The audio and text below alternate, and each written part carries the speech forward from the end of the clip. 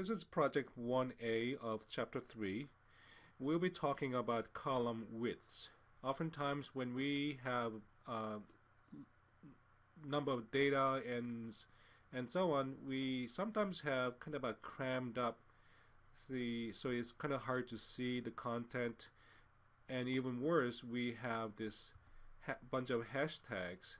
So instead of seeing the number like 1540, it shows the hashtag. So oops, it did it automatically. Anyway, so we're going to talking about adjusting the width of column, and later on changing the height of the row as well. So in any event, let's go ahead and put some formulas. So the total would be the price multiplied by the number, and hit the enter key and do the autofill to the rest of the column. So then let's do the total, and that'll be auto sum, and add them up. So there you go. So these are nothing new. We just multiply the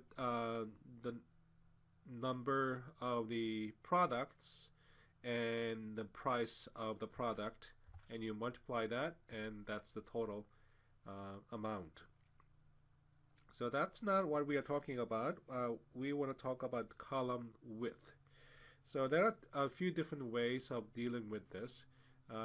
One way is moving your pointer between the column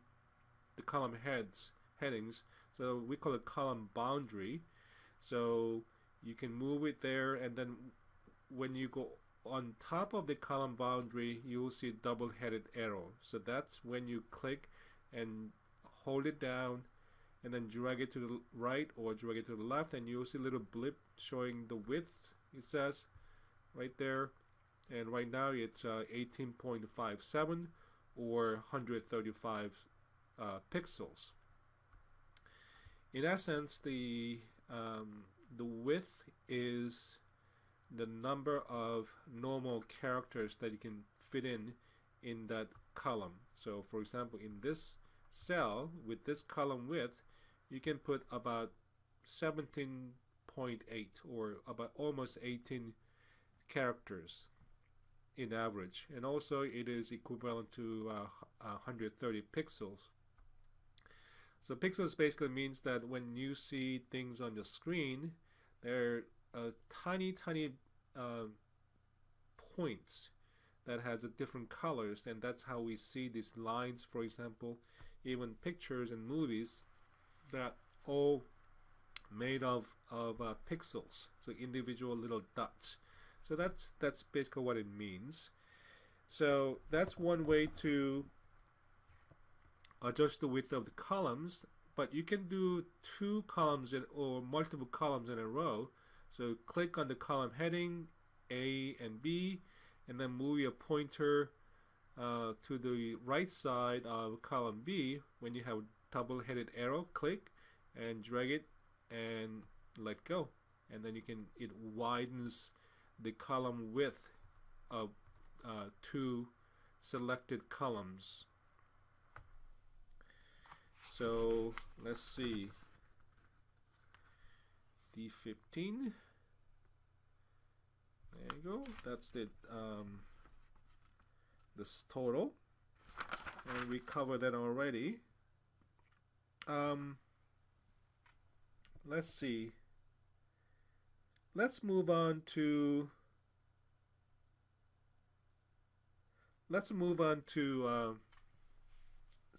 project 1B. Project 1B is a little bit more detailed. It shows you how to change the column a little bit more detail. So for example, where column A, so for example column A, it says adjust to about 12.75. So I'm just moving very slowly, and it's kind of hard to get it. But there's a way that you can do that. So you can right click and then go down, right click on the column heading, that is right here when the pointer is right there, and right click and then go down to column width, and it gives you this dialog box. You can actually enter the number and then go ahead and click on OK, and it doesn't really show any change because I was pretty close, but let's say I was that much wide, right click, column width, and change that to 12.75 and click on OK. It changes exact to the exact number. Another way to modify the width of the column is double clicking. So for example, it doesn't show in the textbook, but if you wanted to, you can double click right here. Let's say if you wanted to change the width of column B, just move your pointer to the right edge of the column B boundary. When you have a double-headed arrow, just double click, and it reduces, or depends on what you have in the cell. It either reduces or widens the width of the column to fit the widest the content of cell. So this is the widest one, so it reduced the cell column width to that point. But just be careful. It'll be very obvious that, because let's say if you had the column here, let me just go ahead and copy it and paste it over here, and let's say thinking that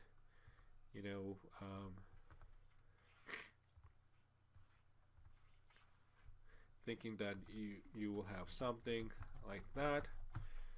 Maybe you didn't know, but somehow maybe if you double click here, then probably it'll just widen just enough. But if you do that, it widens to that cell because that's the widest, and Excel needs to display it. So that's what happens. So should that be the case, maybe you can just do it manually. You can do that too.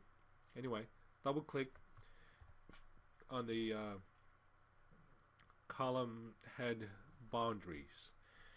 Alright, so that's end of 1B, and then we're going to move on to 1C in a minute. So project 1C is very similar to the previous projects, part of the project. Instead of dealing with the column widths, we'll be working with row height. So let's say if it's a little bit too crowded, and let's say if you change the column, the column headings, it kind of widens, make it taller, but still it makes things a little bit crowded. So let's say you want to have a little bit more space. So move your pointer between row heading 1 and 2. So right on the boundary, it becomes double-headed arrow. Click, hold it down, and then drag it down. You can see the number changing in the blip. So it is asking me to put 19.5. So right there, it's not easy, and that's why you want to use, if you really need to, in a normal situation, you don't really need to worry about it, but sometimes when you need to publish on paper, and so the press people will maybe ask you exact number. So should that be the case, you can just put the pointer on top of the row heading, right click, and then row height, and then you can put 19.5 and hit the enter key. Then you can be very precise. Alright, so what about other this data rows? So you can highlight the rows by clicking on, let's say, row number 2, click on the header, row header, and then scroll down. I'm just holding down the button and scroll down. You select them, and then let's see, what's the method? And then you can move your pointer. Once these rows are selected, move your pointer between 2 and 3, click, hold it down, and drag it down a little bit. And when it becomes, what's the number they're asking? When it becomes 16.5, 16.5, and then let go. And that change of the height applies to the rest of the rows that I selected. It doesn't have to be just first and second one. It doesn't. Somewhere in here you can move your pointer right there, and that changes the just that row. But I guess you have to choose all of them. You have to choose them and then move your pointer between the first and the second row. I guess that's the deal you have to follow. Okay, and I already showed you how to right click and then click on row height, then you can enter the number. That's basically it for 1C. Let's move on to project 1D. So project 1D is about adding rows or columns. So oftentimes when you start producing tables like this, you may forget, oh, you know, okay, column heading's good, but I actually want to have a table title, and there's no room, so you cannot go up any higher than row number 1. So what do I do? So in that case, just click somewhere along the row. Let's say I want to put something above row number 1, so click any cell on the row number 1, and then go to Insert tab. Oh no, that's the common mistake. No, it is not insert. It's on the Home tab. It's on the Home tab, and then right here under the cell group there is a Insert. So you can click on the more downward arrow, and then you can choose Insert Sheet Rows. Click on it. It adds new row right on top of that active cell, and then I'm going to go ahead and type the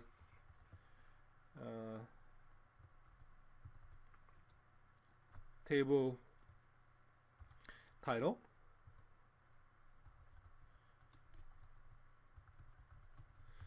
and then hit the enter key, and then I'm going to change some let's see, let me just go ahead and apply some formatting, like a bold, maybe size a little bit bigger, and so on. And then what happens is that it gets a little bit too crowded, so I'll just go ahead and make the height a little bit taller, and then perhaps I'll just select this range of cells and then do merge and center. So while I'm already here, I can go ahead and apply some other formattings. So for example, it's centered left and right, but horizontally it is at the bottom. So I'm going to put it in the middle alignment, so right in the middle of the cell. Alright, so that's good. And now let's see. I want to change the height of the second row, just like that, or right click, row height, and the textbook is asking for 21, so I'm going to go ahead and enter 21, and the first column, first row will be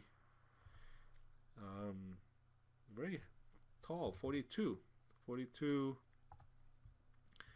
Alright, so the next will be, let's say I realize that there's one item that I missed it. So you select a row,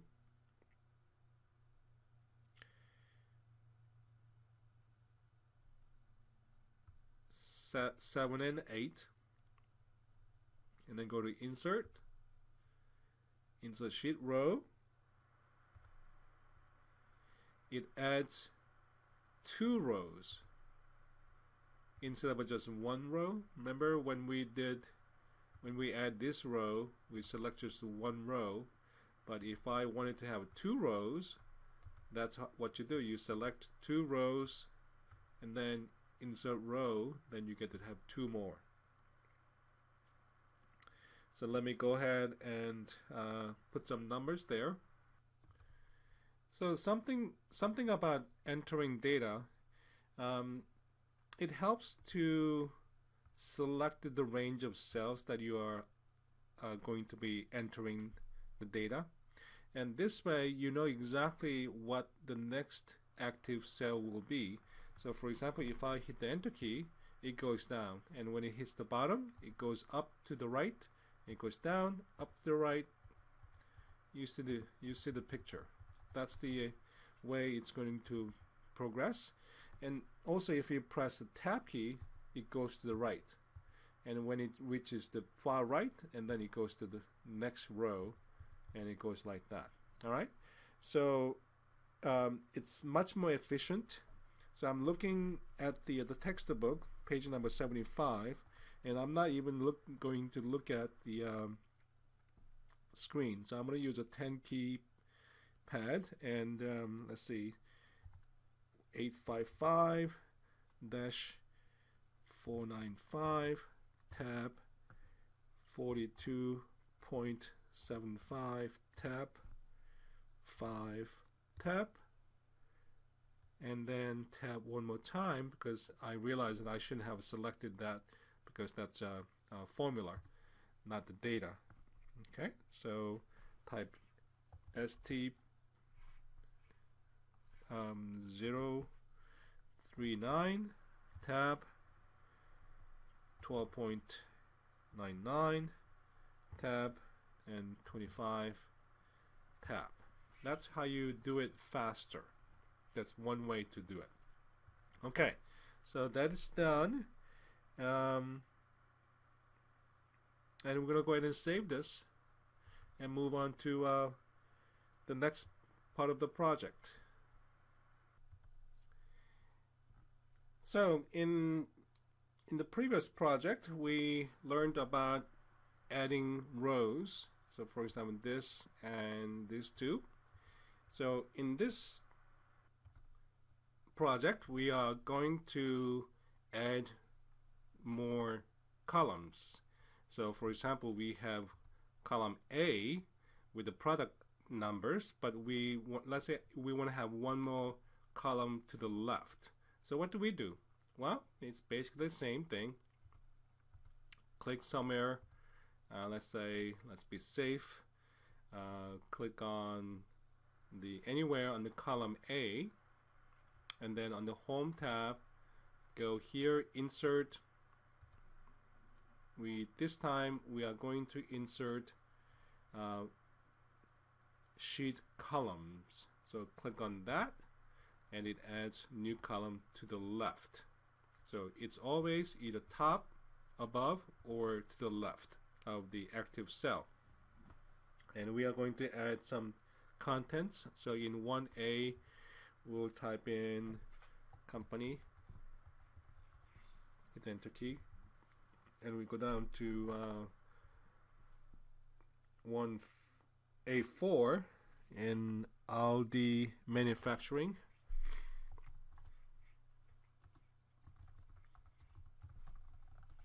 Enter.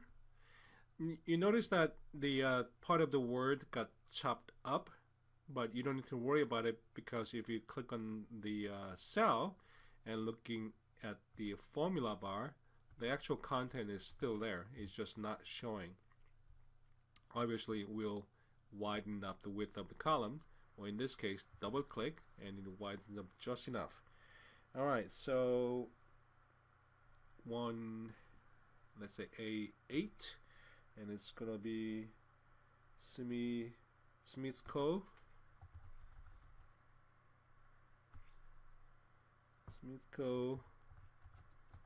Inc. Hit the enter key. A11, it's gonna be Sunrise Corporation.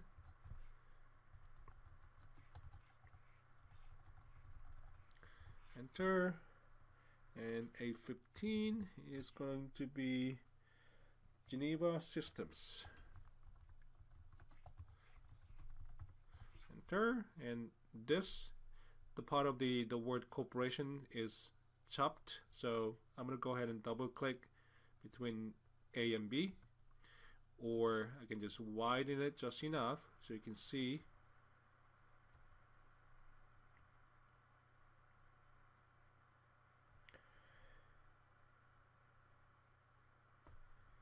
So okay, now I'm going to add one more column. So between column A and B, so I'm going to just go ahead, click to B2, and then click on Insert Option, and then Insert Column, Sheet Column. It adds up, but just a reminder, or the kind of interesting aspect is that let's say if you select that cell and then insert columns, what happens is it added 4 columns. Well, what happened? Well, it's because guess what, this cell is merged and centered and turned into one cell, but still it covers the 4 rows. So if you select that one and then add insert columns, it's going to add 4 columns. All right, so click on any cell that's just a single cell of the column, and then go ahead and click on Insert Option here and Insert Column Sheet Column, and it adds. And then I think I made a mistake. That should be over here, and I'm going to put date. And later on I'm going to be showing this, but let me just go ahead and copy the format. That's a format painter. Just select the good one. Select the cell containing the correct formatting, and then click on the format painter, and then just gently go over and click on the cell that you want to apply the formatting, so you can copy the formatting. So that's format painter for you. Alright, so that's project 1E. That's page number 76, and we'll move on to project 1F, dealing with deleting and clearing contents. So this is a project 1F, starting page number 77. So let's talk about deleting and clearing cell contents. So because Excel is constructed based on cells, so when you delete something, you're not really, sometimes you may not just deleting, but sometimes you want to remove the whole section. And what are you going to do? In Microsoft Word, for example, you can just delete and then that part goes away. Excel is a little bit different because, again, we have a bunch of cells, So you can delete the content of the cells. For example, here, let me just go ahead and do this one. So select the a cell that you want to delete, and then you click on delete button, and it deletes. But the row or the cell is still there. Well, for that matter, let's say I highlight the whole thing. Let's say this is all wrong, so I want to say click on delete. It deletes the content, but the cells are still there. So let me just undo. One more. So what do? Well, what we just did, what I just showed you is not actually called delete. It's called clear. It clears the content, but the cells remain there.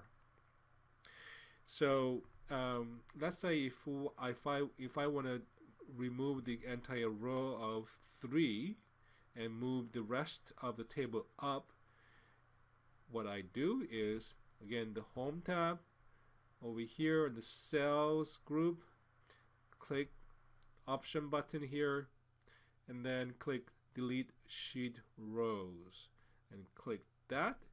It deletes the entire row and moves the rest of the sheet up by 1 row. Again, sometimes we accidentally delete, so that's not good, but you can always rely on the undo. You can undo the delete or undo the clearing. Alright, so you can delete the number of rows by highlighting the row headings and then click on delete, and it deletes everything and moves everything up. Let me just undo it, and there oh yeah, a couple more things. Under the delete here, you'll see delete cells. Okay, so if I click that and click delete cells, it just deletes, but it asks, okay, once you delete it, what do you want to do after? Do you want to delete and then move everything up, or to the left or right? So let's just go ahead and shift use the default and shift the cells up. Go ahead and click on OK. It moved this row content by up. So that may not be what you want. So be aware of that. Let's take a look at more options. Delete sheet. Oh my goodness, you can delete the entire sheet 1, for example, sheet 1. So let me be brave and then click on delete sheet.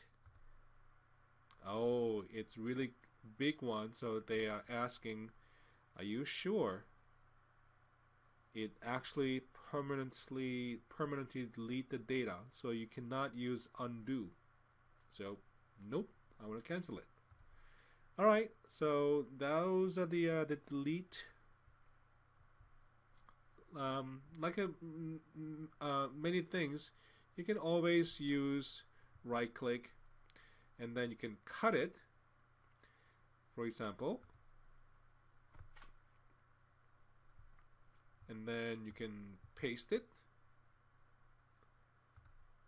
right there. Oh, no, never mind.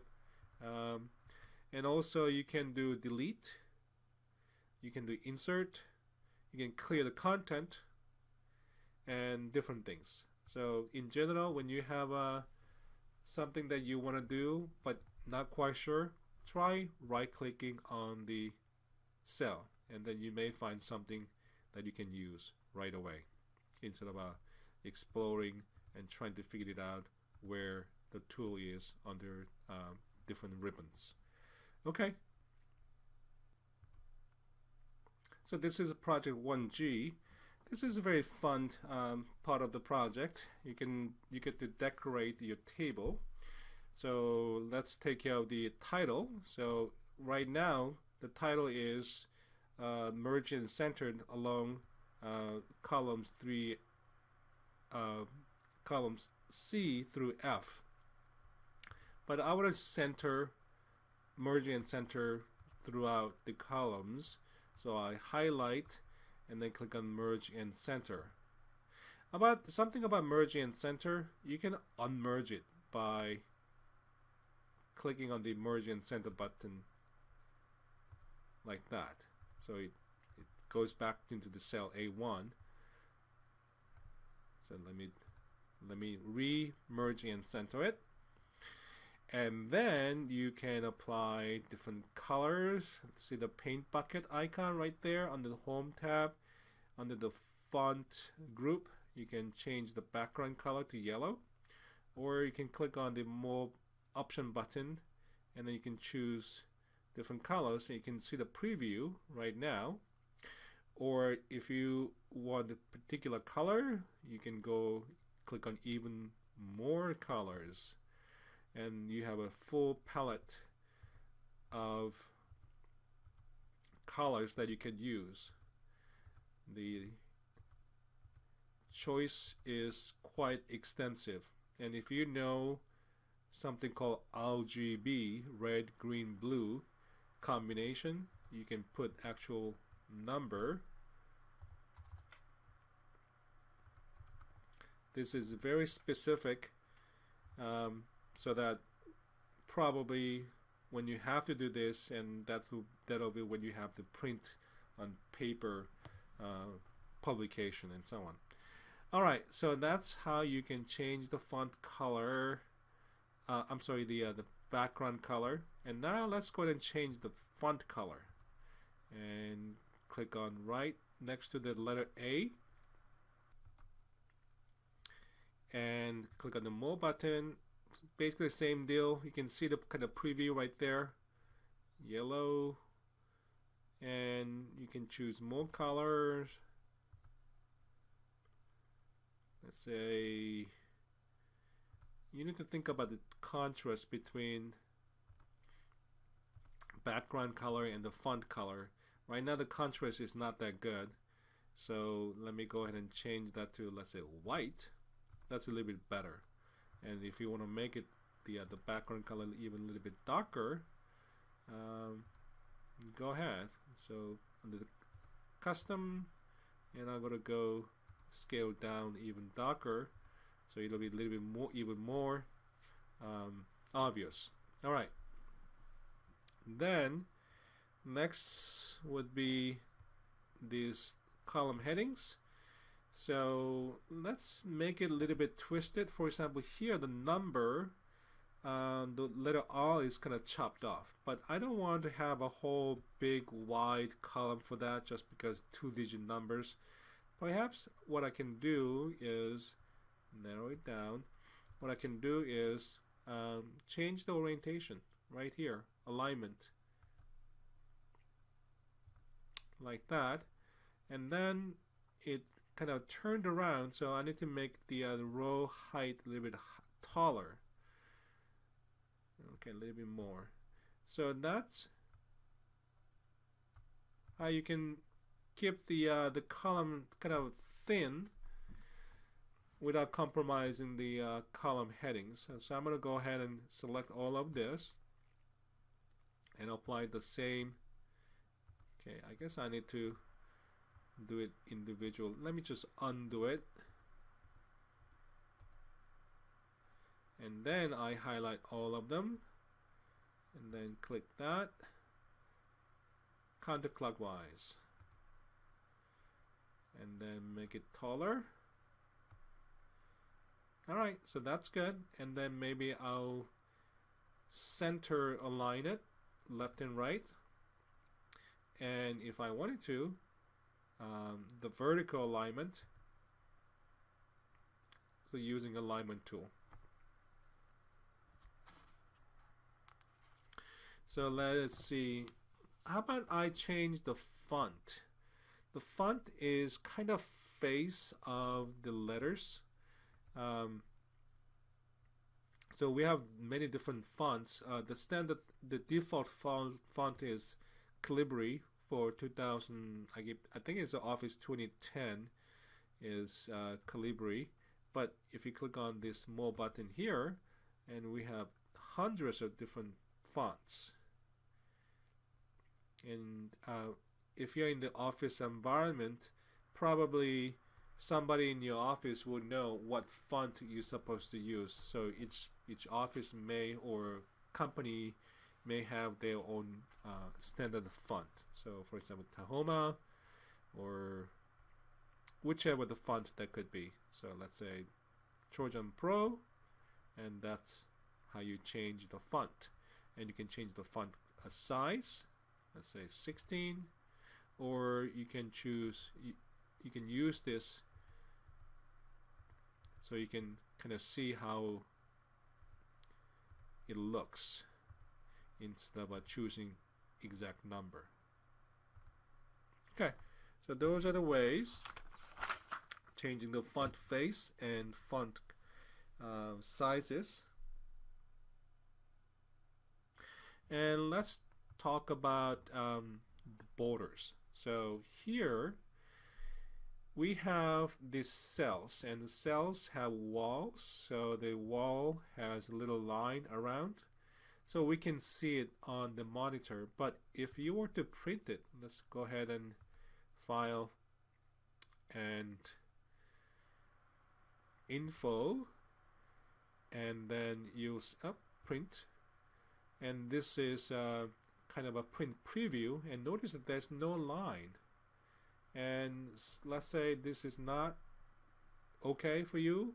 Let's say you want to have a line there, or line there, and line there. You can do it. You can put some lines.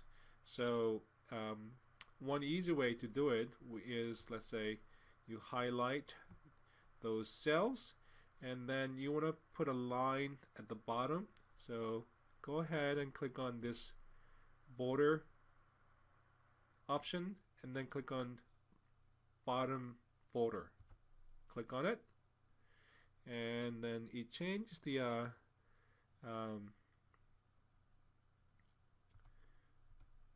it changes somehow. That's interesting. Why it changes? Well, it changed the alignments. So I'm gonna have to, I guess I have to choose all of them and realign them.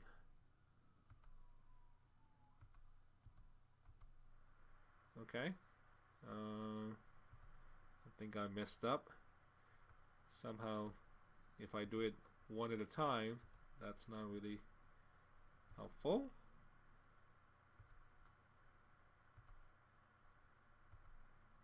Okay. There. That's better. Yeah, I'm not sure where I started it, so let me just make it wider. And there you go. And the date has to, yeah, date is kind of like invading the space. Let me make it a little bit wider. Okay.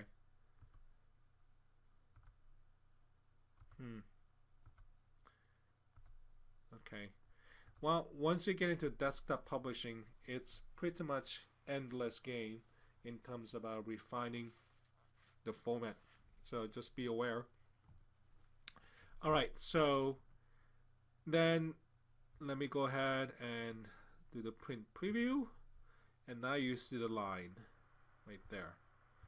And then let's say you want to have line along this way, and this time we'll choose right border, and then print preview. You see the line there. Okay, and so obviously there are many options. You can try it out. There's a thick border, and there's a thick bottom and thin top, and also you can fill the colors to something else. Let's see. And what else is there? And oh yeah, one. So let me just undo this. If you wanted to have the grid all the way, so you can just highlight those cells and then click and then all borders. So that will put border on every cell. And print preview. There you go. That's what you get. And I think I covered everything. And that's the end of project 1.